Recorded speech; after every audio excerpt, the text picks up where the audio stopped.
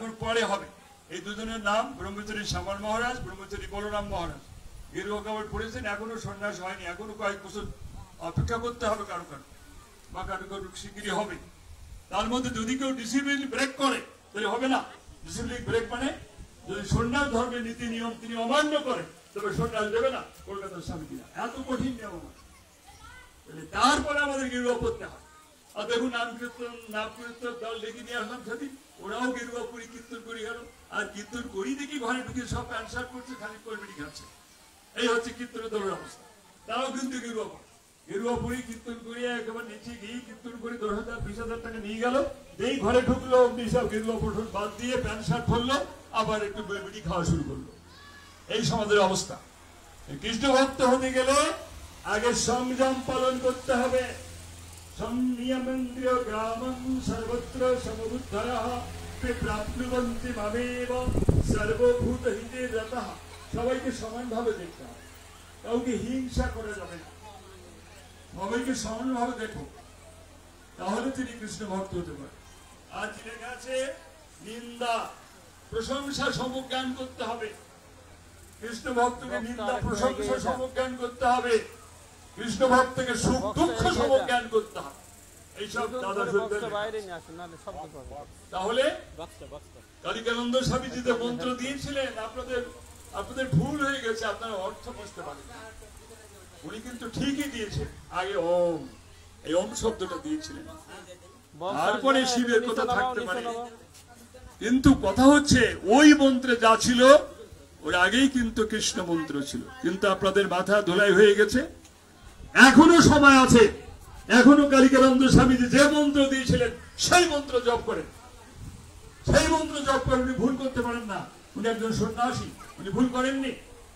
উনি কৃষ্ণ মন্ত্র আগেই দিয়েছিলেন, আপনার অর্থ বুঝতে পারেন। ওম মন্ত্রটা দিয়েছিলেন, ওমের অর্থ আবার বলে দিলাম।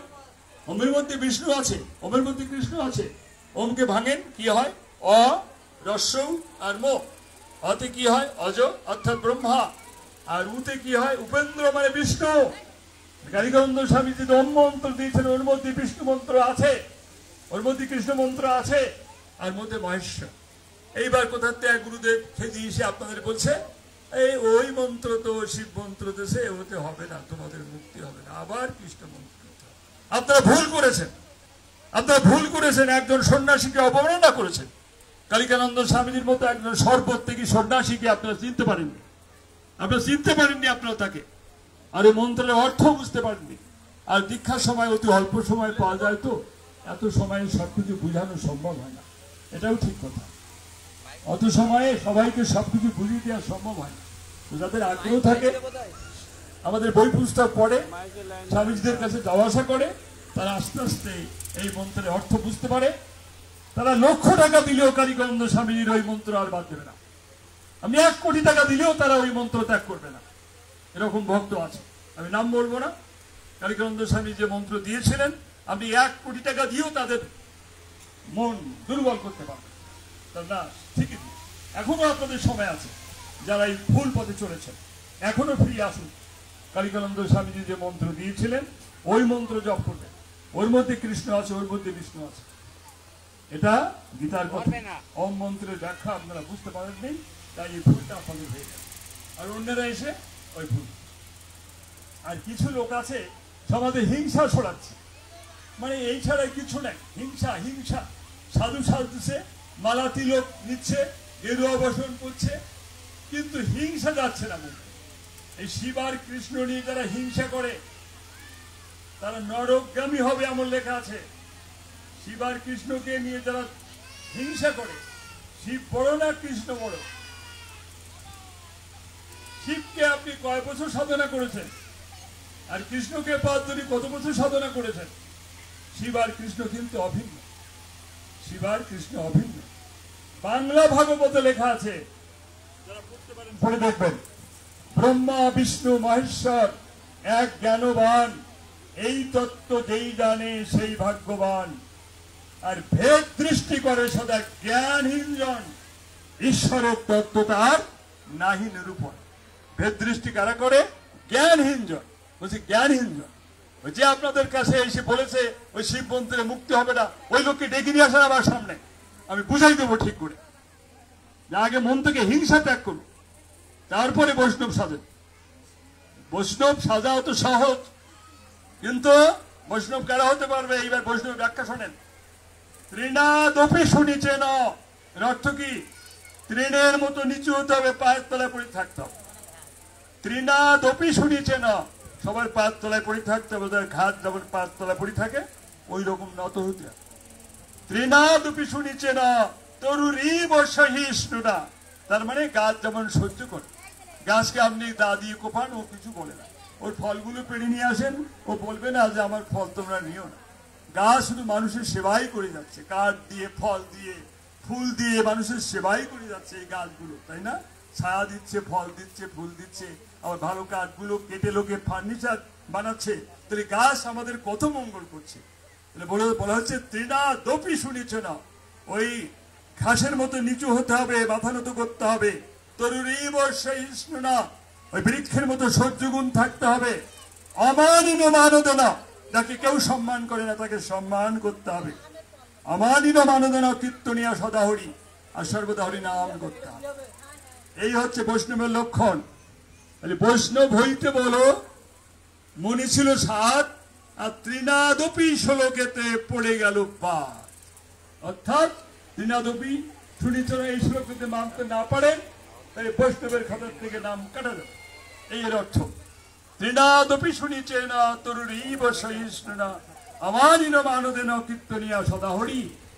আর বৈষ্ণব তিনি হবেন সর্বত্র কৃষ্ণ দর্শন করবেন। গৌরাঙ্গ মহাপ্রভু কি বলতেন? যত্র যত্র নেত্র পড়ে তত্র কৃষ্ণ স্ফুরে। গৌরাঙ্গ মহাপ্রভু যেখানে আমার চোখ পড়ে সেইখানে আমি কৃষ্ণ দেখি। তাহলে এই যে ছবিগুলো আছে, তিনি এখানে কৃষ্ণ দেখতে পারবেন, তিনি প্রকৃত বৈষ্ণব হবেন। কারণ কৃষ্ণ সর্বত্র বিরাজমান। বা কৃষ্ণ বা গড যা বলুন, Krishna is Almighty, Krishna is everywhere. মানে কৃষ্ণ সর্বশক্তিমান বা ভগবান সর্বশক্তিমান, তিনি সব জায়গায় থাকেন।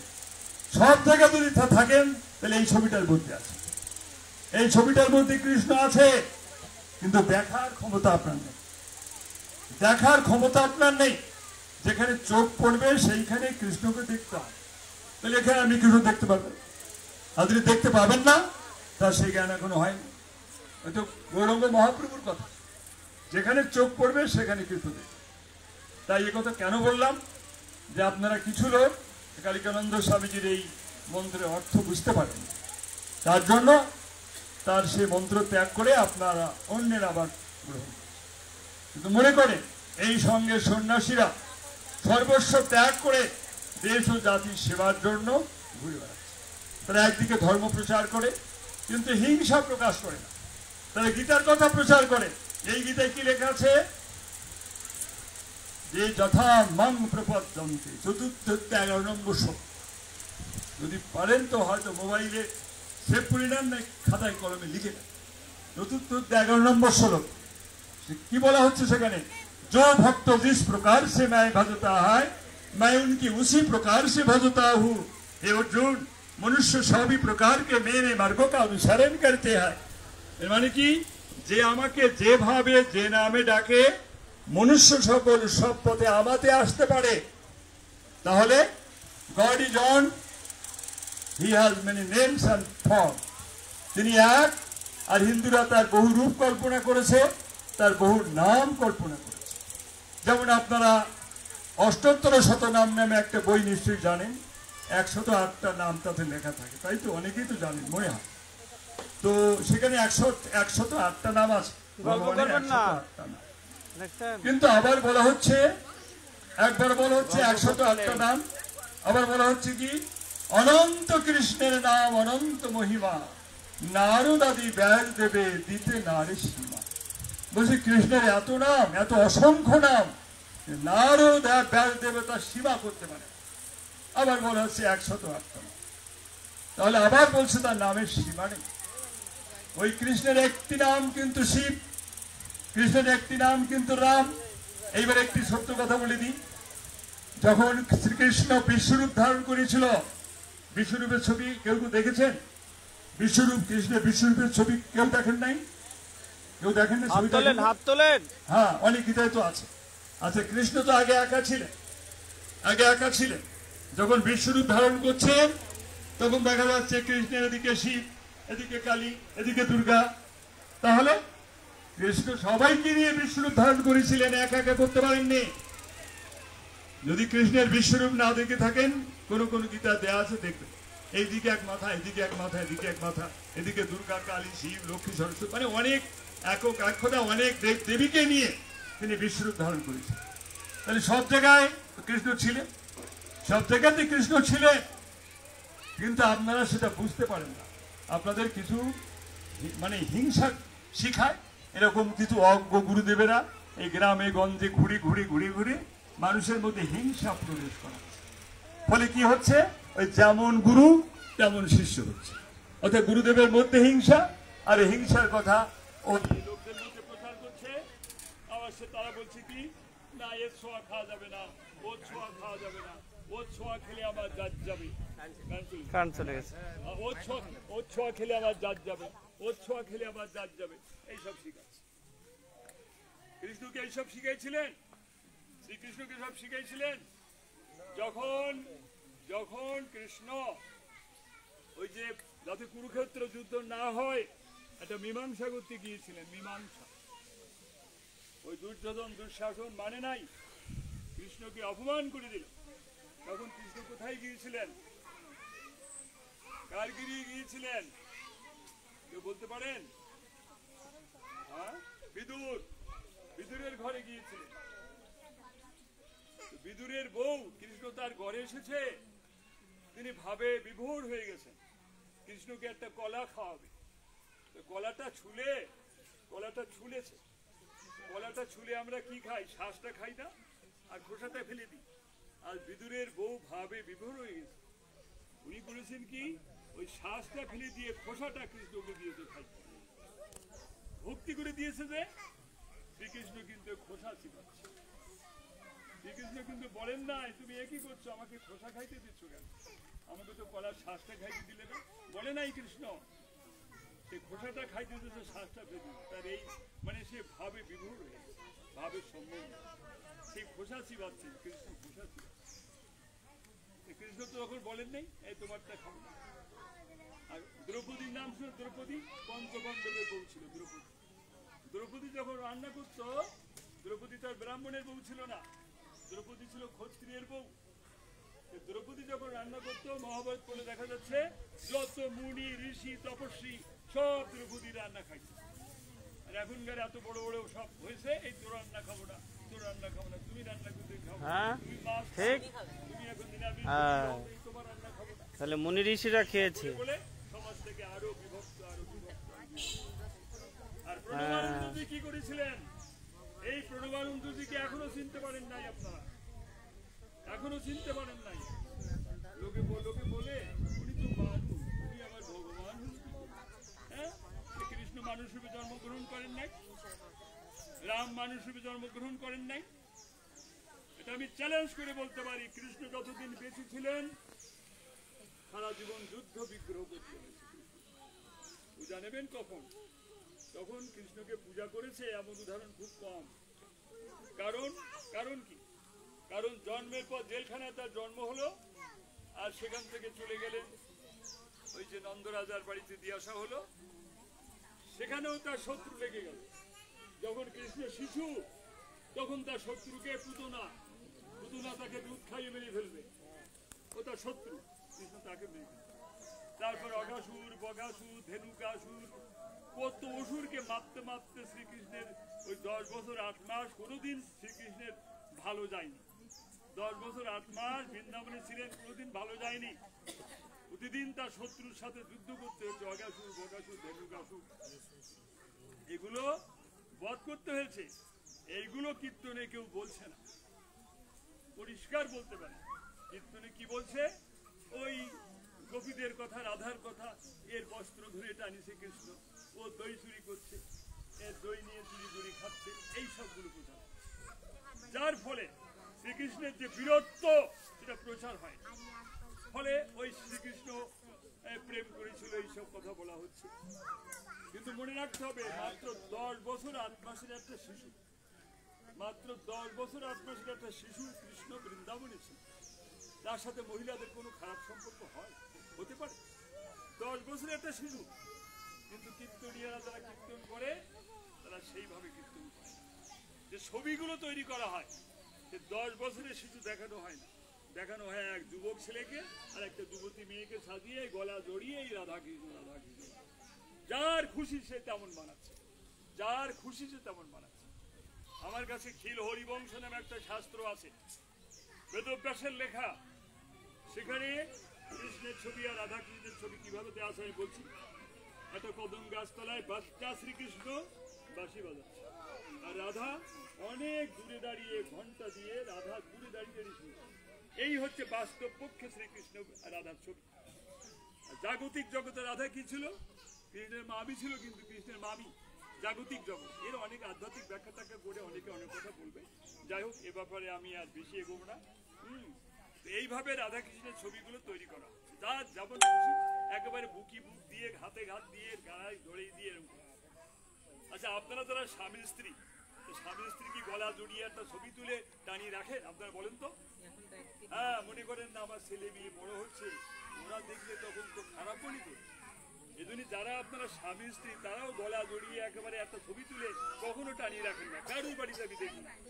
কারণ তারা মনে করেন এই টানিয়ে রাখি আমার ছেলে বড় হবে, মেয়ে বড় হবে, তারা দেখি ভালো মনে রেখেছেন।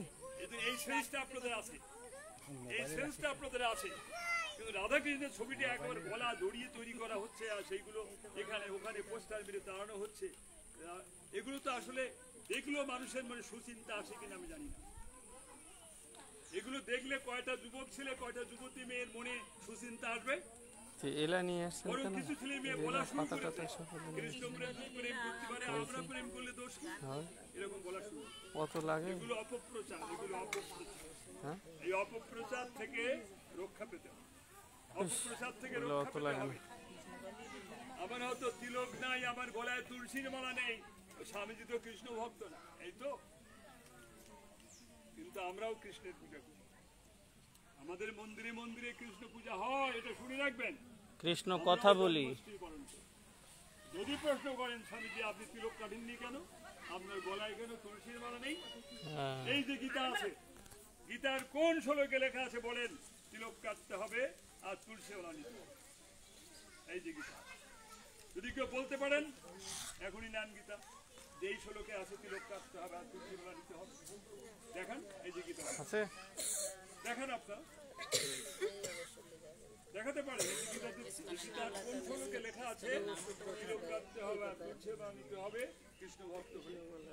আমি খুঁজে পাইনি, কৃষ্ণ পূজা করতে কৃষ্ণের কথা শুনলো না, এখনো তুলসী মালা গলায় বাঁধা আমি খুঁজে পাইনি। কৃষ্ণ যদি না বলে থাকে তাহলে আমরা কোনো সুযোগ থাকতো যে কৃষ্ণ ভক্ত হতে গেলে তিলক কাটতে হবে, কৃষ্ণ ভক্ত হতে গেলে গলায় তুলসী মালা বাঁধতে হবে, আমি এখনই বাঁধতাম।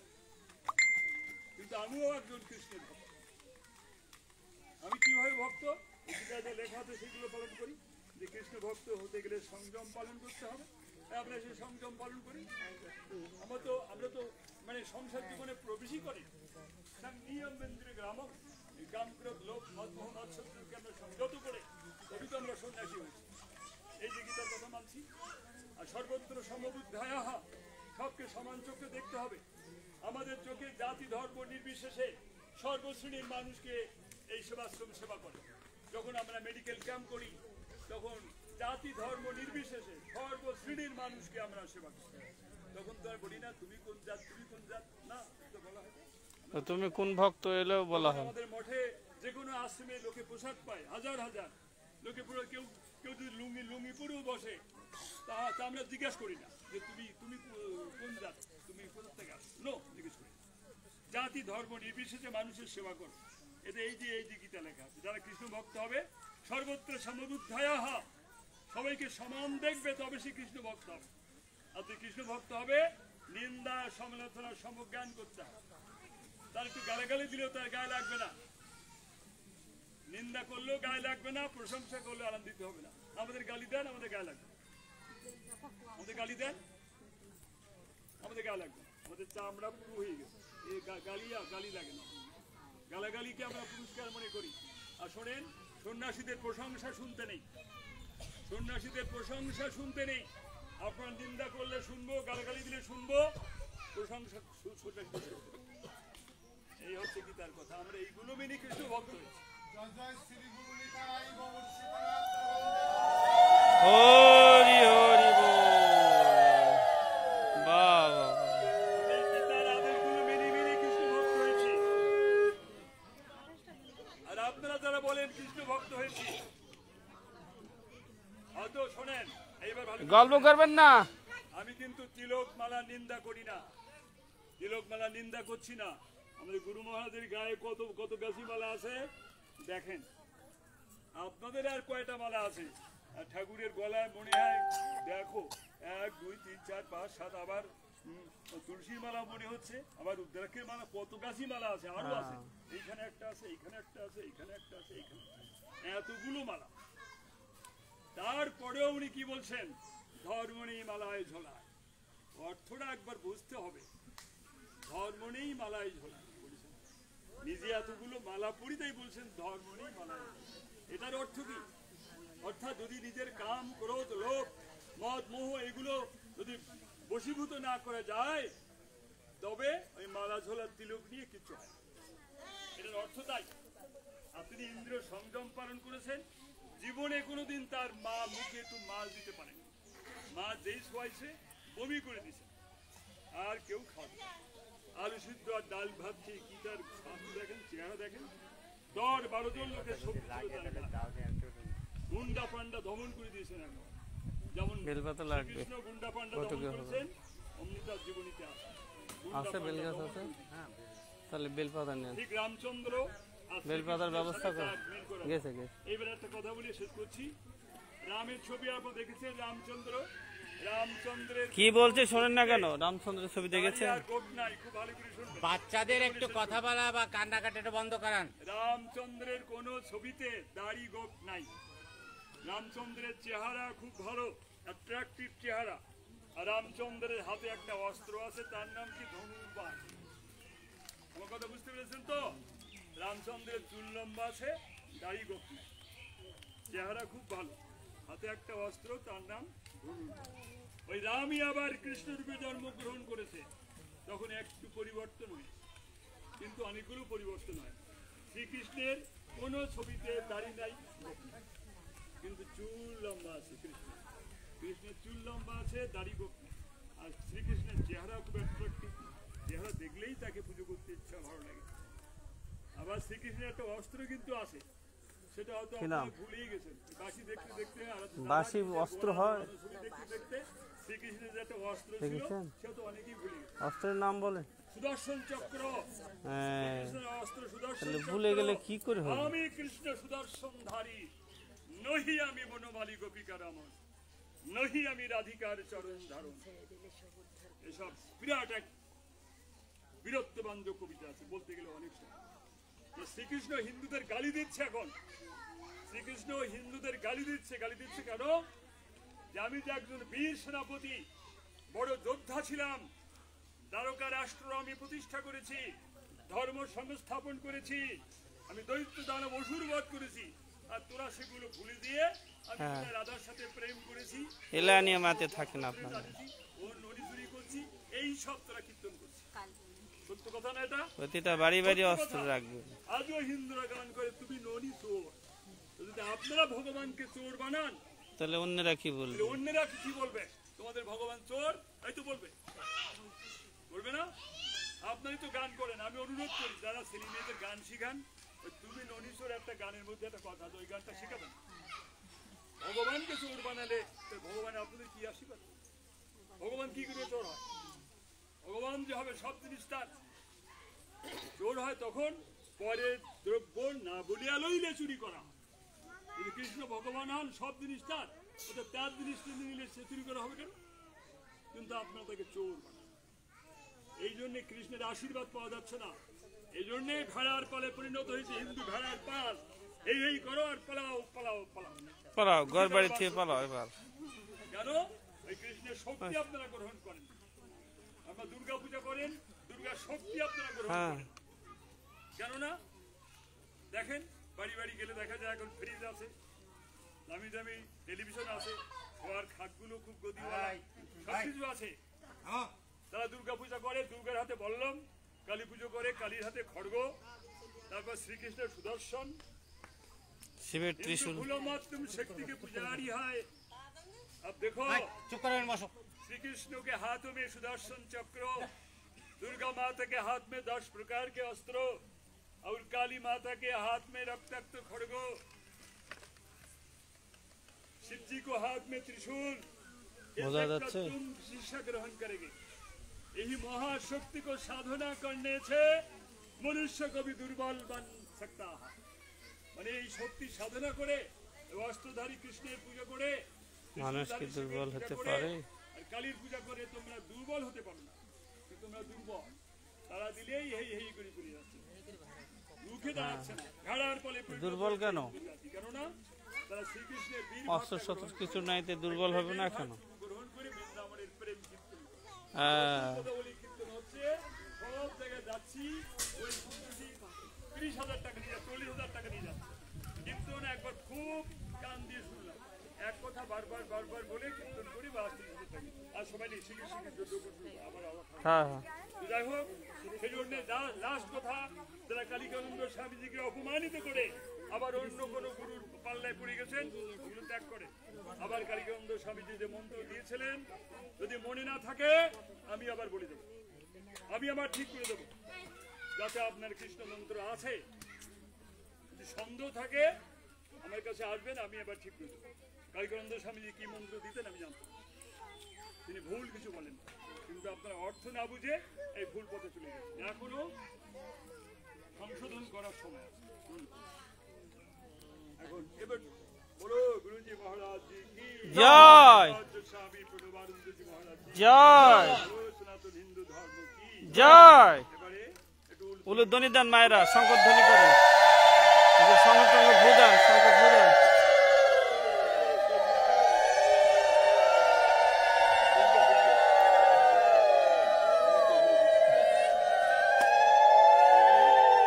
শান্তি কই?